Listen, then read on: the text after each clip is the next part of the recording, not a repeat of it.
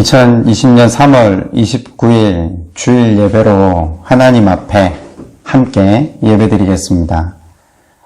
가정에서 예배드리고 계시는 시냇가 교우 여러분 반갑습니다. 예배당이건 각자의 처소이건 우리의 중심을 받으실 하나님을 기대하며 우리의 온 마음과 정성과 생각을 모두 하나님 앞에 예배드리기 원합니다. 특별히 중고등부 또 유초등부 아이들과 함께 예배드리고 또 말씀을 나누는 이 시간을 통해서 다음 세대의 신앙이 바르게 잘 전수되어지는 복된 시간이 되었으면 좋겠습니다. 함께 찬송가 1장 하심으로 하나님 앞에 찬양 올려드리겠습니다.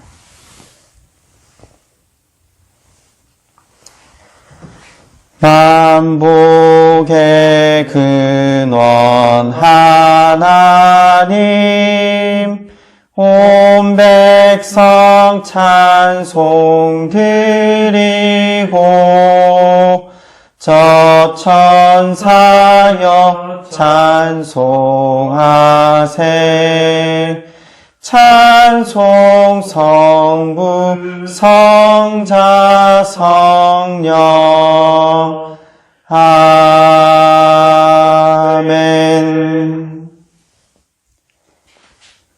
사도신경으로 우리의 신앙을 하나님 앞에 고백해 드리겠습니다. 나는 전능하신 아버지 하나님 천지의 창조주를 믿습니다. 나는 그의 유일하신 아들 우리 주 예수 그리스도를 믿습니다. 그는 성령으로 잉태되어 동정녀 마리아에게서 나시고 본디오 빌라도에게 고난을 받아 십자가에 못 박혀 죽으시고 장사된 지 사흘 만에 죽은 자 가운데서 다시 살아나셨으며 하늘에 오르시어 전능하신 아버지 하나님 우편에 앉아 계시다가 거기로부터 살아있는 자와 죽은 자를 심판하러 오십니다. 나는 성령을 믿으며 거룩한 공교회와 성도의 교제와 죄를 용서받는 것과 몸의 부활과 영생을 믿습니다. 아멘. 긴 세월 한결같이 가장 좋은 곳으로 또 가장 선한 길로 인도해 주신 하나님, 변함없는 아버지 하나님의 사랑에 감사하고 또 감사드립니다. 이 시간 우리의 온 마음과 정성과 생각을 모두어 아버지께 예배드리오니 연락하여 주옵소서. 주님, 유례없는 폭풍을 맞이하고 있습니다. 어렵고 힘든 상황들이 지속되고 있습니다. 또 교회의 지체들 가운데 각자 폭풍들을 맞이하고 계신 분들도 계십니다. 우리를 자녀로 부르신 하나님, 우리를 우리 자신보다 더 사랑하시는 하나님, 선한 길로 인도하시기 위한 과정임을 믿고 아버지를 더욱 신뢰하며 바라보며 순종함으로 나아가길 소원합니다. 이 폭풍이 지난 후에는 더욱 강건하고 아름다운 모습으로 우리의 삶을 빚어가실 줄 믿습니다.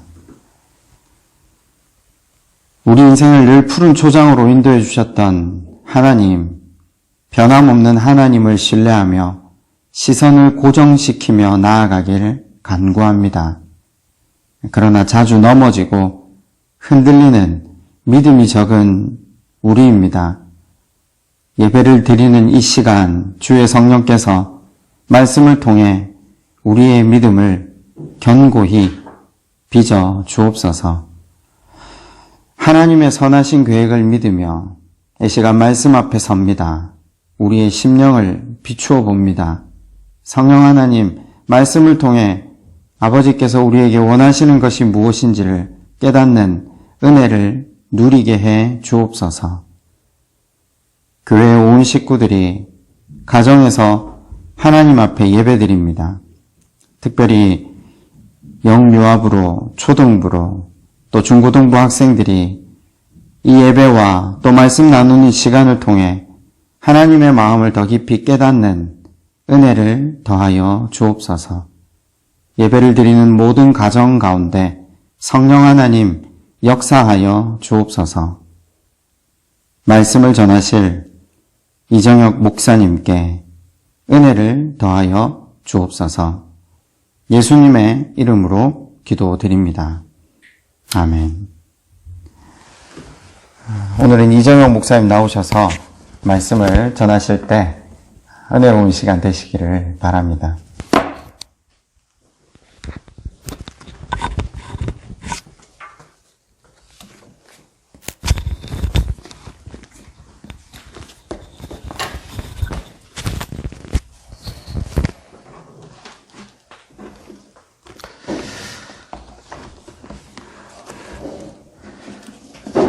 다 같이 말씀 보시겠습니다. 오늘 하나님께서 우리에게 주신 말씀은 마가복음 1장 14절에서 15절까지 말씀입니다. 마가복음 1장 14절에서 15절까지 말씀을 제가 봉독해 드리겠습니다. 요한이 잡힌 후 예수께서 갈릴리에 오셔서 하나님의 복음을 전파하여 이르시되 때가 찼고 하나님의 나라가 가까이 왔으니 회개하고 복음을 믿으라 하시더라. 아멘.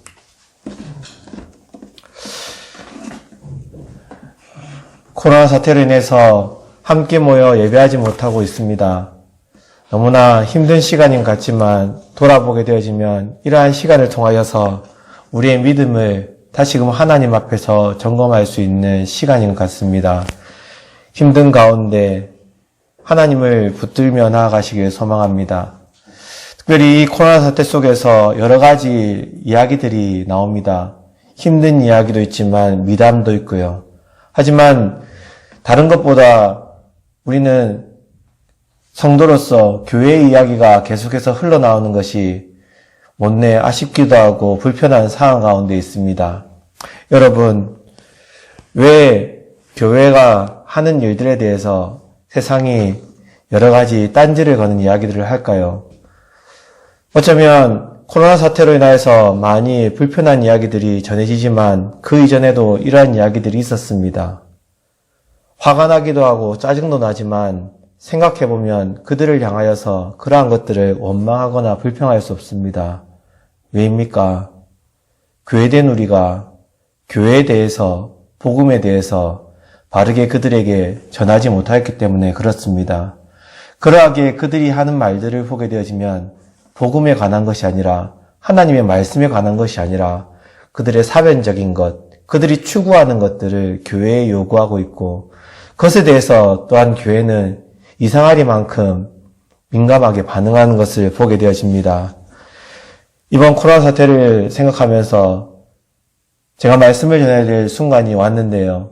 무엇을 전해야 될까 많이 고민하고 성경을 보는 가운데 사랑과 위로와 여러 가지 말들을 고민해 보았지만 특별히 이러한 상황들을 보면서 우리 자신이 먼저 하나님의 나라, 즉 복음에 대해서 먼저 바르게 아는 시간들, 점검하는 시간들이 있어야 되지 않는가라는 생각을 가지고 여러분과 함께 오늘 말씀을 통하여서 하나님 나라에 대해서 생각해 보고자 오늘 준비해 보았습니다. 여러분, 하나님 나라는 어떠합니까? 특별히 이 세상에 오신 주님께서 복음을 선포하실 때 가장 먼저 다루신 주제이고 특별히 신약 성경을 통하여서 이 하나님 나라는 계속해서 전해지고 있습니다. 하지만 우리 시냇가교회 성도님들은 잘 아실 것입니다. 이 하나님 나라의 복음이라는 것은 언어적으로는 신약 성경에 나왔지만 계속해서 구약을 통해서도 하나님께서 우리에게 말씀하신 것입니다. 그러하기에 이 하나님 나라라는 것은 성경 전체의 주제라 할 수 있지요. 하나님 나라에 대한 분명한 메시지가 성경에 있음에도 불구하고 복음의 본질을 이해하지 못하는 성도님들 또한 저 자신도 그것을 잘 모르기에 너무나 용감하게 하나님의 나라라는 이야기를 사용하며 복음을 전했던 시기가 있었음들을 기억해 보게 되어집니다. 성경을 펼쳤고 놓여져서 참으로 많이 보았음에도 불구하고 이상하리만치 그 속에 있는 하나님의 나라를 알지 못합니다. 그 속에 있는 복음의 기초, 복음의 본질을 모른 채 우리의 사변적인 것들을 가지고 복음을 오도하고 거짓된 포장지를 계속해서 덮어간 것이 저와 여러분들의 현실이 아니었나 생각하게 되어집니다. 또한 많은 지식과 교양을 가졌지만 기독교와 성경에 대해서는 잘 알고 있지 않은 현대인들을 볼 때 우리 교회가 가져야 되는 사명은 아마 이들을 향하여 또한 저와 여러분들을 향하여 기독교의 복음이 무엇인지를 바르게 알고 알리는 일, 그것이 아닐까 생각되어집니다. 성도 여러분, 기독교의 복음은 우리가 연구하고 발견하는 그러한 지식이 아닙니다. 하나님께서 그 나라의 왕으로서 세상 모든 사람들에게 선포하신 말씀입니다. 성경의 메시지는 진리가 무엇인지 부지런히 찾아보라고 우리에게 요구하지 않습니다. 우리에게 요구하는 것이 있다면 왕이신 하나님의 그 진리에 겸손히 귀를 기울이라는 말씀입니다. 오늘 말씀에서도 그것을 알 수 있습니다. 14절 말씀을 보시면 이렇게 되어 있지요. 요한이 잡힌 후 예수께서 갈릴리에 오셔서 하나님의 복음을 전파하여. 여기서 전파하여라는 얘기를 우리는 잘 생각해 봐야 됩니다. 이 전파다라는 것이 바로 선포라는 얘기입니다. 선포라는 말은 우리가 교회에서 생활하는 일들이 많다 보니 설교를 많이 듣다 보니 교회적인 용어라고 생각하는 사람들이 많이 있습니다. 하지만 이것은 당시 황제 숭배 사상에 사용되어졌고 또한 로마와 같이 왕이 나라를 다스리는 그 시기에 계속해서 사용되었던 단어입니다. 선포. 이것은 뭔가 발견하라는 것, 그럴 수도 있다라는 추측이 아니라 정해진 것입니다. 예를 들어서 왕이 나라를 다스림에 있어서 정한 법칙이 있다면 그것을 선포자에게 보내어서 얘기하라는 것입니다. 정해졌고 분명한 사실입니다. 또한 선포하는 것이 사용되어졌던 것은 그 자녀를 놓았을 때입니다. 황제의 자녀. 왕권을 계승할 후계자가 났을 때 그것을 얘기하고 또한 이가 자라서 왕으로서의 역할을 담당할 자질이 되어져서 이제 이 사람을 황제로 왕으로 등용하겠다라고 얘기할 때 선포하는 것입니다. 이것은 누군가가 그 이야기들을 썩거나 바꿀 수 없습니다. 그것은 받아들여야 되는 것입니다. 그것은 행해야 되는 것이죠. 오늘 예수 그리스도께서 바로 전파, 선포하셨다라고 말씀하십니다. 하나님 나라의 복음은 우리가 추구하는 것이 아니라 찾아내는 것이 아니라 하나님께서 말씀하신 것이고 그것을 받아들이는 것, 그것을 그대로 전하는 것, 그것이 선포자와 듣는 자의 자세입니다. 여러분, 2000년 전에 유대 땅에 선포된 하나님 나라의 복음, 그러하게 이 복음이 오늘 저와 여러분에게도 구원의 복음으로 전해지는 것입니다. 우리가 전해야 되는 것이 바로 이 복음인 것입니다. 오늘 우리가 읽은 마가복음의 저자 마가는 이 선포가 언제 일어났다라고 얘기하고 있습니까? 세례 요한이 헤롯에게 체포된 후 예수께서 갈릴리로 오셔서 말씀을 선포하셨다라고 얘기합니다. 그 메시지가 바로 때가 찼고 하나님의 나라가 가까웠으니 회개하고 복음을 믿으라. 하나님 나라는 공생애를 시작하신 예수님께서 외치신 그 첫 번째 메시지입니다. 예수님께서 사람들에게 전하신 모든 설교의 주제였고 또한 예수님께서 사람들 앞에서 행하신 모든 이정의 목적도 바로 이 나라를 보여주시기 위함이었습니다. 그런데 그것을 오해하게 되자 주님은 그것을 떠나셨습니다. 그것을 멈추셨습니다. 그리고 그것을 알아야 될 제자들에게 이것에 대해서 바른 설명을 하시는 것을 성경을 통하여 보게 되어집니다. 그러하기에 사랑하는 성도 여러분, 오늘 이 시간 하나님의 복음을 다시금 생각해 보십시오. 내가 알고 있는 복음이 성경을 통하여서 우리에게 선포하신, 주님이 우리에게 선포하신 그 내용인지, 아니면 내가 또한 누군가가 자신의 의도를 가지고 사용한 말 장난인지, 오늘 저와 여러분들은 말 장난이 아니라 그냥 말로만 내가 생각하는 단어들을 내뱉어서 그것을 통하여서 나를 감동시키는 그러한 거짓 복음이 아니라 예수 그리스도께서 선포하신 그 복음을 맞닥뜨리고 그 복음을 얻음으로 하나님 나라를 향하여 그 부르심에 향하여 나아가는 자가 되어야 될 것입니다. 오늘 읽은 마가복음 1장 15절에 때가 찼다, 하나님의 나라, 그리고 회개, 복음, 나가 이를 통하여 생각할 수 있는 믿음이라는 단어는 신학자들이 평생을 두고 연구하고 있고 또한 계속해서 발표하고 있는 주제들입니다. 저는 이 시간 그것을 다루고자 하는 것은 아니지만 그럼에도 불구하고 그곳에 있는 내용들이 참으로 우리에게 유익한 것이기에 살펴보려고 하는 것입니다. 저에게 주어지는 시간들이 있다면 이런 것들에 대해서 조금씩 다뤄가면서 여러분들과 함께 은혜를 나누고자 하는데요. 오늘은 그 가운데서 회개하고 복음을 믿으라, 이 이야기들을 한번 나눠보고자 합니다. 첫 번째로 때가 찼고 하나님의 나라가 가까웠다라는 말씀입니다. 여러분, 본래 하나님께서 창조하신 세상은 어떠했습니까? 하나님의 다스림을 따라 하나님의 뜻에 순종하며 살아가는 세상을 하나님께서는 만드셨죠. 그 에덴 동산은 어찌 보면 사람들에게 가장 아름다운 세상이었습니다. 그런 에덴에 죄가 들어왔습니다. 그것을 통하여서 그 아름다움은 무너지게 되었죠.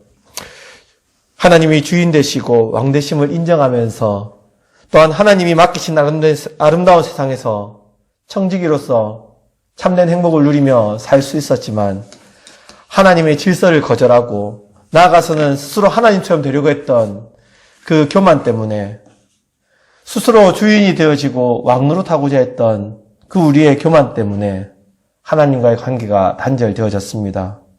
이 단절이 무엇입니까? 바로 죽음입니다. 육신의 죽음이 아니라 진정한 죽음은 하나님과의 단절입니다. 오늘 이 죽음을 혹 맛보고 계시진 않으십니까? 그러한 죽음을 맛본 우리들 주님께서는 그냥 놓아두지 않으셨지요. 어떻게 하십니까? 범죄한 우리를 향하여서 하나님께서는 교제할 수 있는 방법으로 예배를 허락하십니다. 제사로 우리에게 알려진 그것이 바로 예배이지요. 죽음으로부터 구원 얻는 길을 우리에게 보여주시고 또한 그것들을 할 수 있도록 허락하신 것이 그 방편의 한 일부가 예배인 것입니다. 그러나 인간은 이러한 하나님의 은혜의 방편들이 있음에도 불구하고 계속해서 타락하게 되어집니다. 하나님을 생각하던 것들이 우리에게로, 자신에게로 옮겨짐을 통하여 그 죄는 더욱더 가중되어지지요. 가인과 아벨의 사건, 그것은 이제 하나님과의 관계 단절에서 사람과 사람의 관계 단절을 가져오게 되어졌고, 이것이 더해짐을 통하여서 하나님께서는 노아의 시대에 물로 심판하시는 일들을 감행하게 되십니다. 그럼에도 불구하고 하나님께서는 그 가운데 은혜를 나리셔서 하나님을 바라보는 노아를 의인이라 칭해 주시고 그 가족을 살리셔서 새로운 시대를 열어가시려고 하셨습니다. 여러분, 그런 노아의 그 시대를 다시금 하나님께서 베푸신 그 은혜의 시기를 어떻게 해버립니까? 사람들은 거부했습니다. 계속해서 타락의 길을 걸었습니다. 그것이 바로 바벨탑이죠. 하나님의 그 자리에 우리가 서고 하나님의 이름 대신 우리의 이름을 내고 우리가 하나님과 같이 되려고 하는 것, 그것이 가장 선명하게 보인 것이 바벨탑이었습니다. 그런 우리를 향하여서 하나님은 다시금 징계하시는 것이 아니라 그 가운데 아브라함을 택하시고 그를 통하여서 하나님이 다스리는 나라를 세우십니다. 그 가족들을 통하여서 이 땅에 표를 내시고 하나님의 다스림 가운데 있을 때 참 소망이 있음을, 그리고 그 소망을 봄을 통하여 하나님을 바라봄으로 그 소망에 동참하기를 바라셨던 것이죠. 죄로 가득한 세상 가운데 하나님 그 나라의 복이 무엇인지를 우리에게 알려주셨는데 그 삶이 어떠했습니까? 목사님을 통하여서 계속해서 듣는 바들이 실패라는 것을 보게 되어집니다. 하나님의 뜻과는 상관없이 불완전한 우리, 그럼에도 불구하고 하나님께서는 그런 우리를 계속해서 이끄셔서 하나님의 표로 삼으시고 하나님의 그 구원의 소망을 지금까지 이어오고 계십니다. 세상 나라들처럼 하나님의 다스림을 거부하는 것, 그리고 그것으로 인하여서 이방 나라를 통하여 멸망을 받은 것, 그것이 이스라엘의 역사라는 것을 우리는 알고 있습니다. 그럼에도 불구하고 하나님께서는 그것을 끝이라 얘기하지 아니하시고 그들을 향하여서 소망을 주십니다. 무엇입니까? 바로 예수 그리스도이십니다. 아무런 소망이 없은 세상적으로, 사회적으로, 영적으로 피폐했던 그 이스라엘에 아브라함과 다윗의 자손으로 그리스도를 보내시고 살려주시는 그 은혜를 베푸십니다. 이스라엘 백성들, 하나님을 떠났지만 그 가운데 주신 말씀으로 인하여서 하나님이 의도한 바는 아니지만 그들의 왜곡된 시선이지만 그 가운데서도 오실 메시아를 고대하며 나아갔던 것을 보게 되어집니다. 마치 우리의 인생이지 않습니까? 예수 그리스도를 만난다는 것이, 신앙의 걸음을 걷는다는 것이 그러한 것 같습니다. 소망이 없는 상황 가운데 하나님을 바랍니다. 그것을 알지 못하는 자들은 그들의 소망을 가지고 그 해결점을 위하여서 예수, 그 이름에 소망을 걸고 교회에 나오게 되어집니다. 그런데 그것으로 끝나버리면 안 되겠지요. 이스라엘 백성들 가운데서도 하나님의 말씀, 특별히 예수님을 통하여 들은 말씀을 통하여 수많은 무리들이 그 이야기를 듣고 믿으며 나왔습니다. 하지만 결국 하나님께서 진정한 초대로 그들을 이끄실 때에 그들은 고민하며 떠나는 것을 보게 되어집니다. 하나님을 외면한 것을, 저주한 것을 보게 되어집니다. 오늘 저와 여러분들, 또한 우리가 초대한 이들, 이 문제로 인해서 계속해서 고민하고 있지 않습니까? 바로 그러한 모습들이 그냥 저의 일상, 여러분들의 일상이 아니라 성경에 기록되어져 있는 사람들의 일상임을 우리는 기억해야 될 것입니다. 이렇게 자포자기하는 소망 없는 백성들을 향하여 참 소망 되시고 구원의 길 되시는 주님께서 오셔서 선포한 말씀이 바로 때가 찼다는 말씀입니다. 하나님께서 정하신 때, 바로 그때에 예수 그리스도께서 오셔서 복음을 선포하십니다. 사람이 아닌 하나님의 때에, 사람이가 아닌 하나님의 완전한 의로 죄인들을 구원하실 그때를 주님은 선포하고 계신 것입니다. 우리는 언제나 우리의 시간을 중요하게 생각합니다. 그러다 보니 가장 중요한 시간, 하나님과 이어진 시간을 잃어버리고 잊어버리며 살아갑니다. 그래서 바쁜 시간을 보내는 것 같지만 결과적으로 공허한 시간을, 허무한 시간을 쌓아가는 것이지요. 우리는 하나님과 함께하는 하나님의 시간을 살아가야 합니다. 여러분, 정말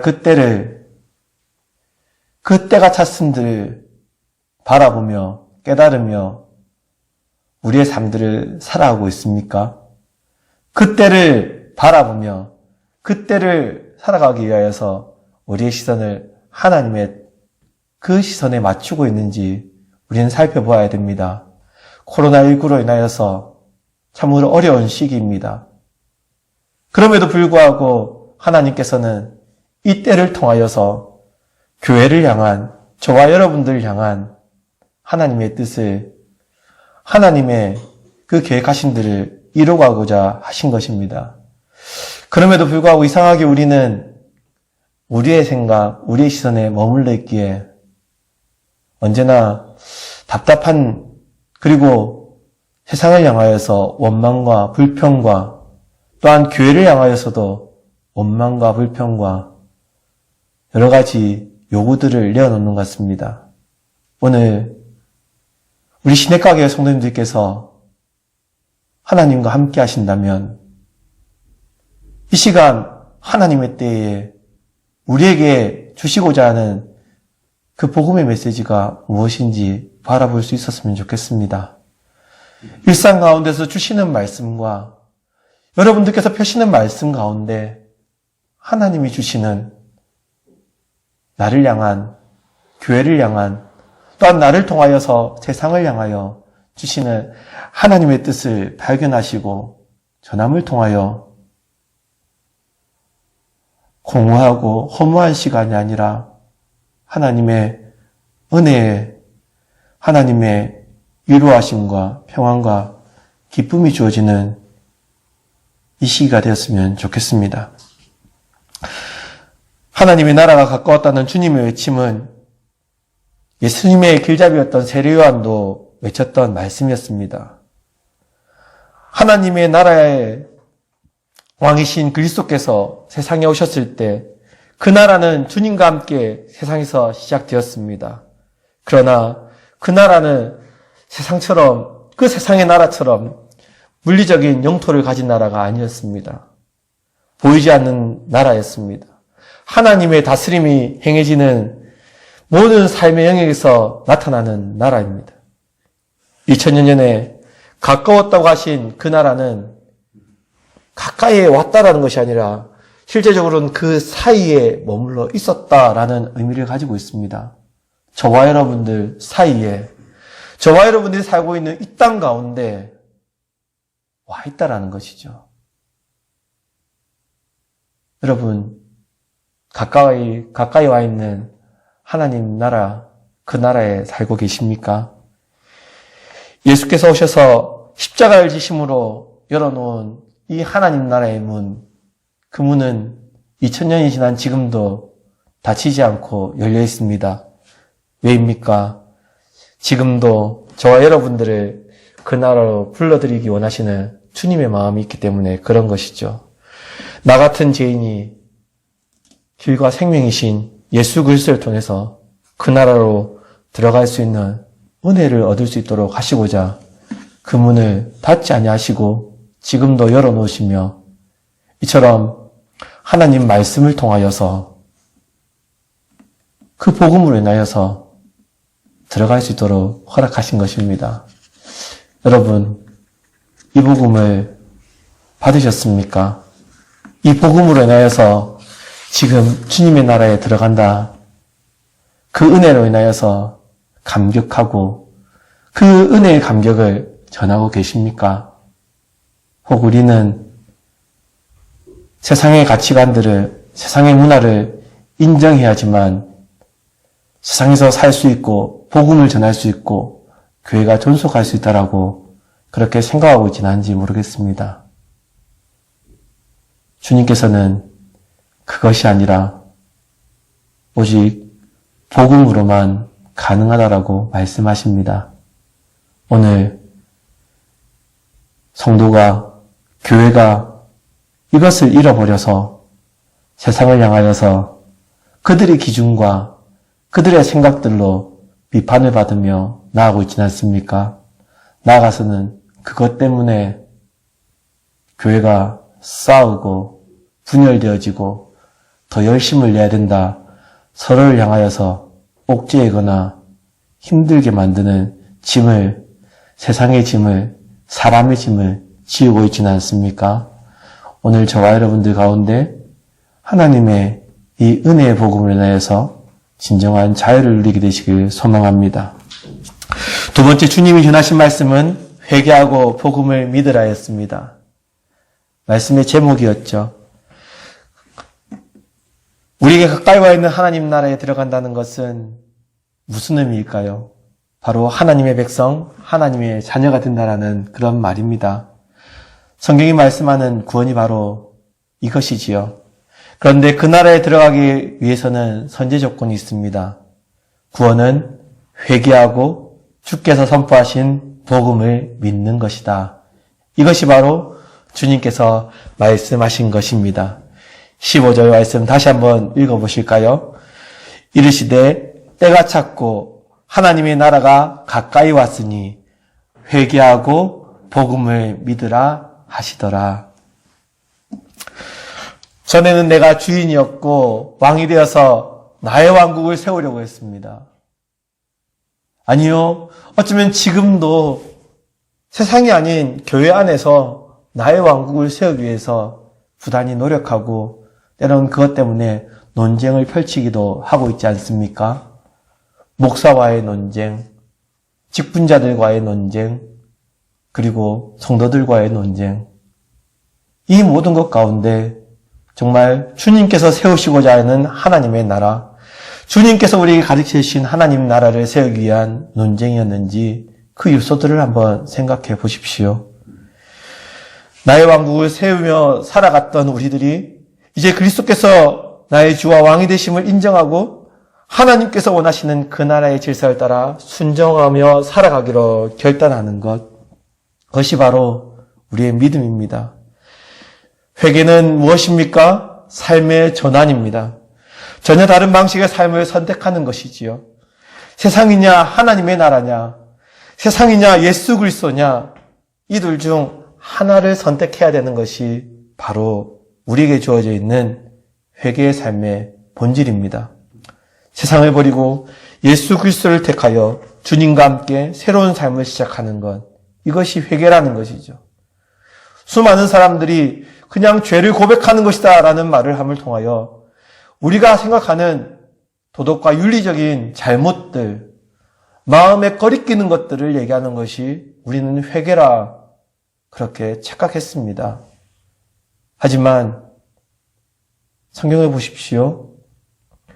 하나님께 나아가지 않는 것, 하나님께서 인정하지 않는 것은 다 죄인 것입니다. 그렇다고 한다면 우리가 죄를 고백한다는 것, 회개한다는 것은 하나님 편에 서는 것, 하나님 그 편에서 우리의 모든 것들을 맞춰가는 것이 되지 않겠습니까? 세상의 삶과 하나님 나라의 삶의 방식은 전혀 다르다고 말씀드렸습니다.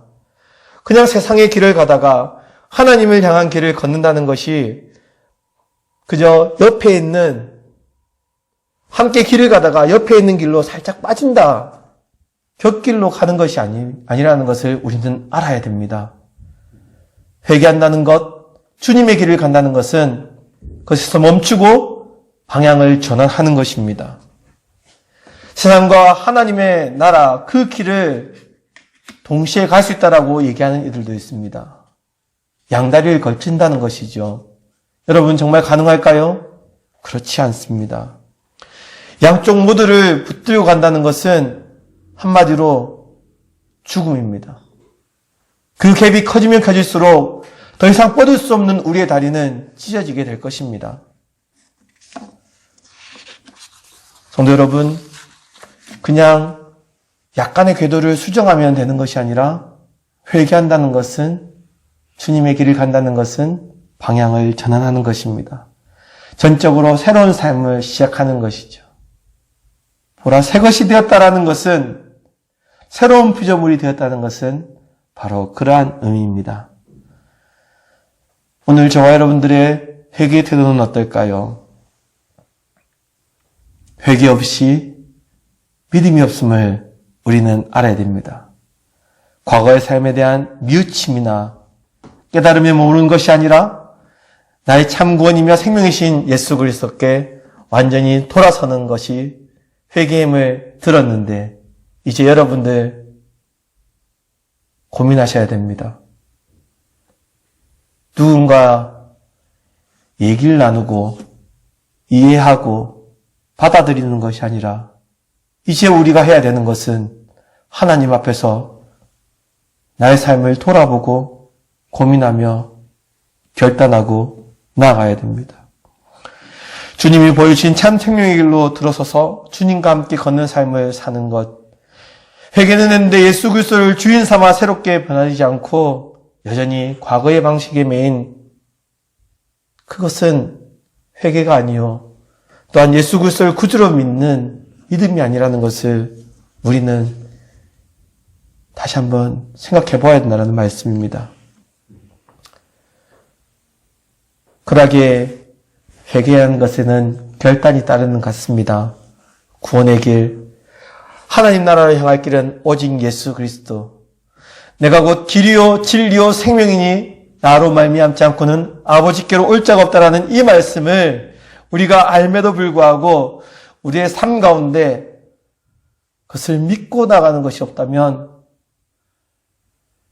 그것 외에 다른 것을 우리가 생각하고 있다면, 그것을 해야지만 된다라고 얘기한다면 어쩌면 우리는 주님께서 우리에게 열어놓으신 참된 복음, 참된 구원의 길에 서 있지 않은지도 모른다는 그러한 심각한 고민을 해야 될 시기라는 것입니다. 구원의 유일한 길이신 예수를 구주로 믿는 자는 누구든지 죄사함을 받아 구원을 얻으며 천국이 그런 사람의 것이라는 말씀이 복음입니다. 예수님께서 성경 전체를 통하여서 말씀하고 계신 그 주제가 바로 이것이지요. 신약뿐 아니라 구약에서도 계속해서 얘기하는 말씀이 이것입니다.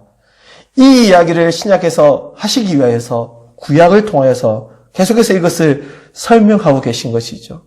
저와 여러분들이 이해할 수 있도록 인간의 언어뿐 아니라 인간의 삶을 들어서 실패자이고 추악한 삶을 살았던 그 사람들의 삶을 통하여서 하나님께서 우리가 아닌 하나님의 방법과 하나님의 은혜와 하나님의 의로 되어진다는 것을 계속해서 얘기하고 있습니다. 누구든지 저를 믿는 자마다 멸망치 않고 영생을 얻으리라 말씀하셨고요. 주 예수를 믿으라 그리하면 너와 내 집이 구원을 얻으리라고 말씀하셨습니다. 요한복음에는 뭐라 결론 짓고 있는지 아십니까? 너희로 예수께서 하나님의 아들이 그리스도이심을 믿게 하려 하며 또 너희로 믿고 그 이름을 힘입어 생명을 얻게 하려 함이라. 아멘. 하나님 나라는 복음의 주인이신 그리스도, 생명의 말씀이신 그리스도를 믿어야 들어가는 곳입니다. 우리 아이들이 불렀던 찬송 있는데 기억나십니까? 돈으로도 못 가요 하나님 나라, 힘으로도 못 가요 하나님 나라, 어여뻐도 못 가고 맘 착해도 못 가고 오직 믿음으로 거듭나야지만 갈 수 있는 나라. 하나님의 은혜를 주신 그 믿음으로 거듭나야지만 가는 나라. 그러하기에 하나님의 도우심을 구하며 하나님이 주시는 믿음을 구하며 하나님 그분만을 전적으로 바라보는 그 결단과 그 삶이 오늘 저와 여러분들에게 요구되어지고 있습니다. 여러분 어떻게 하시겠습니까?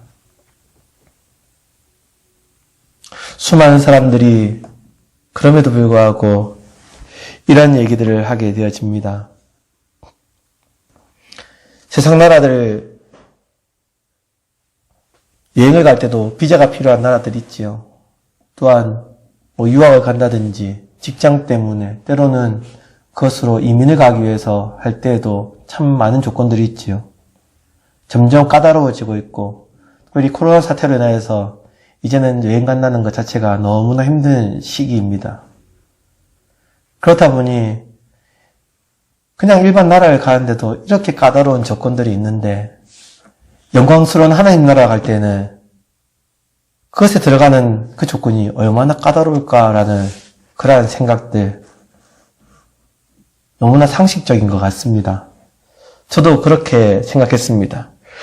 그러다 보니 세상에서 사는 날 동안에 선행이나 여러 가지 공적들, 그리고 사회적인 공헌도나 학력과 재력, 기독교인으로서 세상 가운데서 소위 말하는 신앙생활을 어떻게 하느냐, 세상적인 방식과 또한 세상적인 그 기준으로 심사를 열심히 해가면서 이렇게 해야지 하나님 나라 가지 않을까, 그렇게 아둥바둥거리며 그것을 못하여서 불안해하며 의심하며 그렇게 지냈던 나날들이 그렇게 먼 과거가 아니었음들을 보게 되어집니다. 여러분, 만약 그런 기준으로 한다면 어디까지 그 기준이 올라가겠습니까?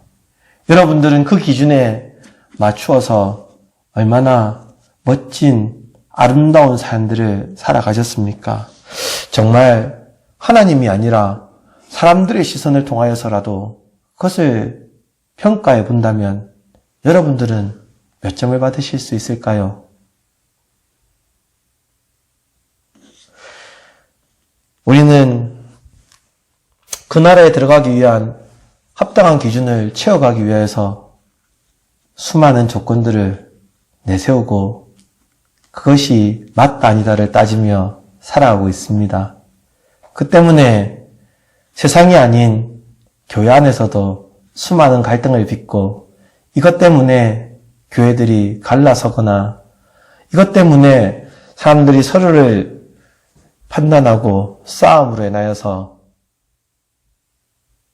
교회에서 세상으로 그들을 밀어버리는 일들까지 생겨났습니다. 이것이 비단 오늘 이 시대를 살아가는 저와 여러분들의 모습일까요? 아닙니다. 주님이 오셨을 때 그 당시의 모습이 이러했습니다. 그러하게 주님께서 그들을 향하여서 뭐라고 선포하셨습니까? 회개하고 복음을 믿으라. 이렇게 말씀하신 것입니다. 너 자신의 의와 경건과 선함을 믿는 것이 아니라 그렇게 믿고 살았던 교만한 마음을 내버리고 오직 길과 진리와 생명이신 주님을 믿으라고, 회개하고 복음을 믿으라. 참되신 하나님의 그 복음에 나아오라라고 초대하신 것입니다. 너무나 안타까운 것은 이 복음을 들었음에도 불구하고 그 당시에는 뭔가 띄어진 것 같아서 잘못했습니다 하고 나왔는지 모르지만 그렇게 했다라고 생각했던 수많은 사람들 결국 어떻게 되어집니까? 하나님의 자녀가 되었을까요? 하나님의 자녀가 되었습니까? 우리는 아니라는 것을 잘 알고 있습니다. 여러분, 우리 가운데 회개했다, 믿었다, 나 스스로 판단하고 자만하면, 선줄로 알면 넘어지게 되어 있습니다. 이 모든 것들은 우리의 소관이 아닙니다. 하나님께 속한 것입니다. 그러하기에 어떤 목사님은 이렇게 얘기하시죠. 내가 볼 수 없다라고 생각했던 사람이 천국에 가면 있을 수 있다. 내가 꼭 있을 거라고 했던 사람은 없을 수도 있다. 나아가서 내가 거기에 없을 수도 있다. 여러분, 우픈 얘기 아닙니까? 웃음이 나오지만 슬픈 이야기. 주를 위해 살았다라고 그렇게 자부하며 살아온 짧은 시간에서부터 이 땅을 살아가는 일평생 모태신앙에서부터 시작되어 있는 사람들까지 보게 되어진다면 그 마지막에 그렇게 보고 싶었던 주님을 보지 못하고 끝난다는 것이, 그 나라에 들어가지 못한다는 것이 얼마나 가슴 아픈 일입니까? 성도 여러분, 오늘 우리 가운데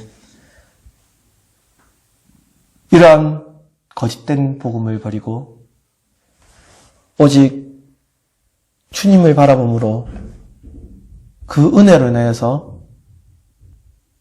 하나님의 그 은혜로 인하여서, 하나님의 그 의로 인하여서 구원에 이르는 참된 복음의 은혜가 있기를 소망합니다. 그 결단을 위하여 오늘 저와 여러분들 향하여서 주님은 또 열심을 내어 부르고 계십니다.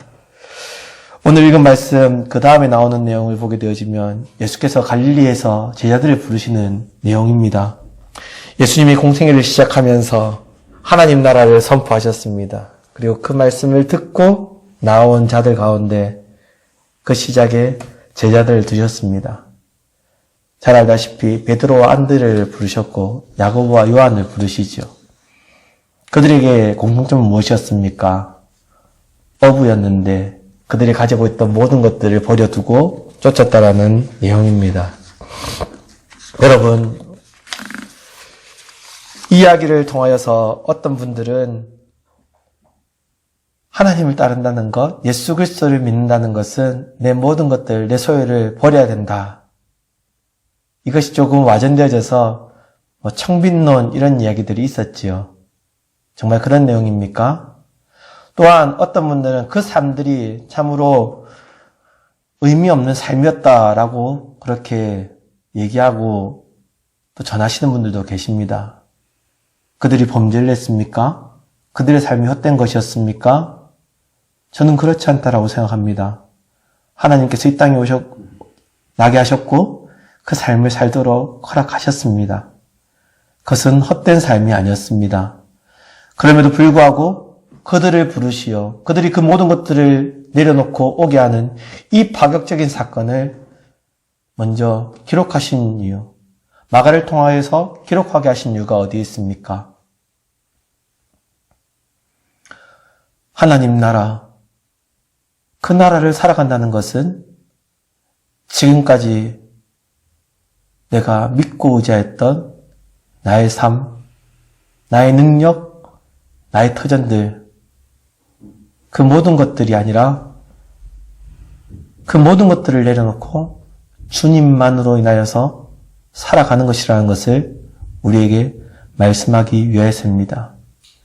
우리의 삶의 자리에서 내가 무엇을 하는 것, 그것이 중요한 것이 아니라 그 삶 가운데 그 일들을 함에 불구하고 오직 나의 삶의 목적이, 나의 삶의 의미가 또한 내가 이렇게 살아갈 수 있음이 하나님의 은혜요, 하나님의 계획하심이요, 하나님의 그 뜻을 이루기 위한 하나님의 방편이라는 것을 믿음으로 나를 자랑하거나 나를 내어놓는 것이 아니라 나를 통하여서 나를 통하여서 주님과의 그 깊은 교제들이 일어나고 전해지는 것,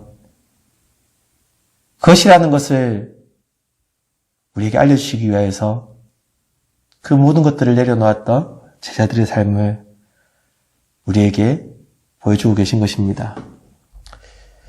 성도 여러분, 코로나로 인해서 우리의 삶의 여러 가지 부분들이 참으로 많이 바뀐 것 같습니다. 그럼에도 불구하고 그 삶의 언저리에 주님은 함께 계십니다. 그 안에서 누군가를 통하여서가 아니라 하나님의 말씀을 받고 아는 자들을 향하여서는 너와 내가 함께 만나며 사랑을 나누고 그 안에서 하나님의 계획하심들을 이뤄가고 하나님의 계획하심들을 전하는 그 일들을 하기를 원한다라고 얘기하고 계신 것입니다. 아무쪼록 여러 가지 혼란스러운 이야기들이 있을 것입니다. 예배에 관하여서 또한 지금 여러 가지 상황들에 관하여서. 그러나 여러분, 그것은 중요하지 않습니다. 사람이 추구하여 깨달은 것들이 중요하지 않습니다. 우리의 잘함과 못함이 중요하지 않습니다. 중요한 것은 선포된 말씀, 변함없는 진리, 하나님께서 우리를 어떻게 구원하시며 하나님께서 우리를 어떻게 살아가게 하시는가. 그 말씀을 부여잡는다면 저와 여러분들은 하나님의 백성이요, 이 땅 가운데 하나님의 그 나라를 살아가는 참으로 복된 자입니다. 이 걸음을 걸어가심을 통하여서 하나님이 주시는 참된 기쁨과 은혜, 위로와 힘을 얻게 되어지고 나가서는 그것을 통하여서 힘들어하는 이들, 소망 없어하는 이들, 불안해하는 이들에게 하나님의 은혜를 전할 수 있게 되어지기를 주님의 이름으로 축원합니다. 오늘 이 시간 함께 기도했으면 좋겠습니다. 회개하고 복음을 믿으라. 회개는 우리의 죄를 고백하는 것입니다. 그러나 거기서 끝나는 것이 아니라 돌이켜 하나님 편에 서는 것이라 말씀드렸습니다. 하나님, 이 상황 가운데서 하나님 편에 서는 것이 무엇인지 분별할 수 있는 지혜를 주시고 하나님의 편에 섬을 통하여 이 소망 없는 것 가운데 참된 소망과 하나님의 참된 평안과 위로를 전할 수 있는 주님의 자녀 되게 해주십시오. 우리 기낙교와 교육 너희 땅에 있는 교회를 되게 해주십시오라고 이 시간 함께 기도하며 나아가시겠습니다. 하나님 아버지, 오늘도 우리를 사랑하셔서 말씀을 주시고 그 하나님의 나라 그 복음을 다시금 바라보게 하십니다. 세상이 알지 못함으로 그들의 소견에 오른 대로 얘기합니다. 그들의 추구하는 헛된 것들을 통하여서 교회를 개혁하며 교회에 대해서 쓴소리를 한다라고 얘기합니다. 더 웃긴 것은 그것에 반응하여서 우리가 또한 그것이 하나님의 나라인 것처럼 하나님의 말씀인 것처럼 계속해서 외치고 있는 것을 보게 되어집니다. 하나님, 이것이 우리의 현 주소입니다. 저의 모습입니다.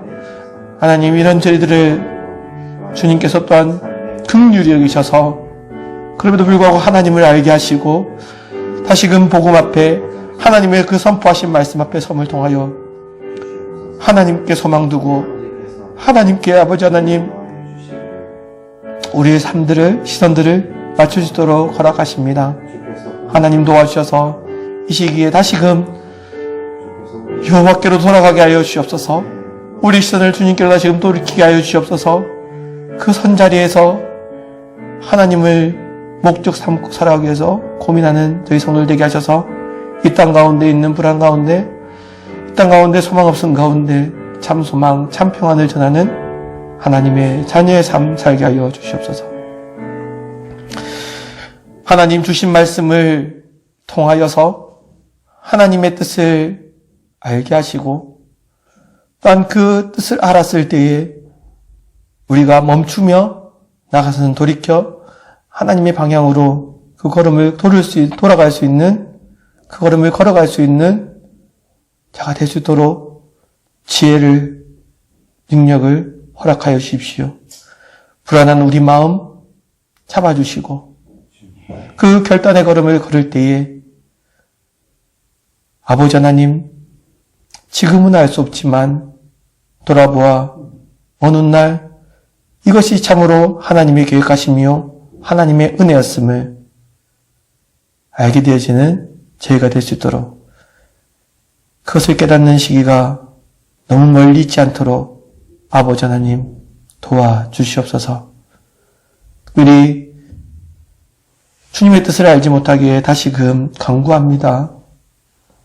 혹여나 여러 가지 어려움들로 인해서 고통받는 이들을 기억하여 주시고 그 고통의 문제들 앞에 하나님의 선하신 위로함이 또한 하나님의 깨달음이 있기를 소망하되 그 고통들이 속히 사라질 수 있도록 병든 자의 그 육신들이 치유되어지며 또한 경제적인 문제들로 인해서 어려움을 겪고 있는 자들 가운데 아버지 하나님 생계의 위협들로 인해서 힘을 잃어버린 자들 가운데 하나님의 위로하심과 채워주심이 있기를 소망하며 무엇보다도 그 인생의 진로를 가지고 갈팡질팡하는 이들 무엇 하나 할 수 없는 것 같이 멈춰버린 것 같은 이 상황 가운데서도 아버지 하나님 그 길들을 잘 예비할 수 있는 지혜를 허락하여 주시옵소서. 이 모든 것들 통하여서 주님의 선하신 손길이 무엇인지를 다시금 고민할 수 있도록 주님께서 도와주시옵소서. 이제는 우리 구주 예수 그리스도의 은혜와 아버지 하나님의 무한하신 사랑과 성령님의 위로하심의 은혜가 돌이켜 하나님의 그 길로 서가기를 소망하며 이를 위하여 또한 용기 내어 세상의 것들에 대해서 이별을 고하고 주님을 향하여서 그 용기 내어 걸음 걷는 은혜의 길을 강구하는 모든 성도들 가운데 주님의 은혜가 함께 있기를 축원합니다.